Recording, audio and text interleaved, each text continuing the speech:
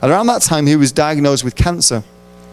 And what happened was that he sent me a letter.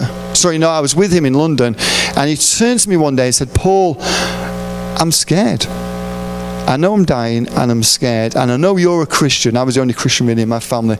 I know you're a Christian. Can you tell me what I need to do to go to heaven? Now, as you'll see in a few minutes, I can stand in front of hundreds and thousands of people, not scared at all of telling them about Jesus. I've stood in pubs and rooms of hundreds of people, not another Christian in that room, and I've shared my faith, and it doesn't bother me. But with my family, it's different. I don't know why that is. It just is. And what fear does sometimes, it doesn't make you run away. It just makes you do something similar but alternative to what you should do. You don't do what God says, you do something similar to what God has said.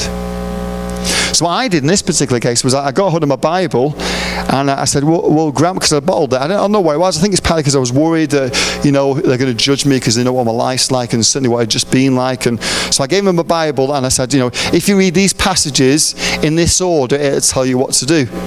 And my grandpa said, oh, thank you, Paul, thank you. And then went back home to Manchester. It was about 3 hours train drive. And about 2-3 weeks later, I got a little letter from him. And it was very shaky because he was deteriorating. It said, Paul, thanks so much for that Bible. It was the most precious gift anybody's ever given me. But I still don't understand. I'm still very, very scared. So I wrote back, I'm coming, I'm going to explain. I thought, this is ridiculous. So I'm going to come, and I'm going to explain. And I wrote a letter, sent it to him. About 6 days, I think it was, before I was due to go back, my mum woke me up early in the morning to say she had passed away. And the second worst day in my life was when I walked into his funeral. I walked into the graveyard outside the church, and my grandmother came up to me, tears in her eyes, and she gave me this massive big hug. She wasn't a very emotional woman, but she gave me this massive big hug, and she looked me dead in the eyes and said, Paul, where is he? Now what I wanted to say was, don't worry, Gran. A few weeks ago I shared about Jesus with him, and he gave his life to the Lord, and now he's in heaven. And let me tell you what heaven's like, and paint that picture. But I didn't do it. What I actually did was this. I don't know, Gran. I don't know. Because that's what fear does. I've regretted that for the rest of my life.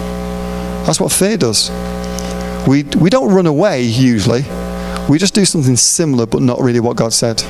We do the safe version, don't we? Do you not? Is it just me? We do the safe version, don't we?